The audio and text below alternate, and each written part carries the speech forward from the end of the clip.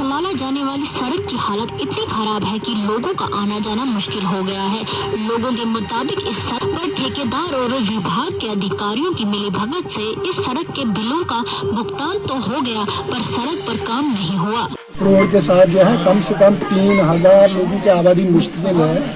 जो इस रोड के कारण दरबदर है। तो लिहाजा हम हुकूमत बाला से यही अपील अर्ज करना चाहते हैं कि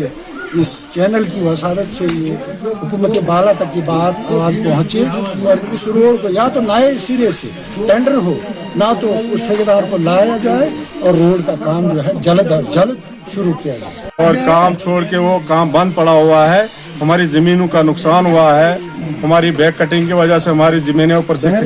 खिसक गई है,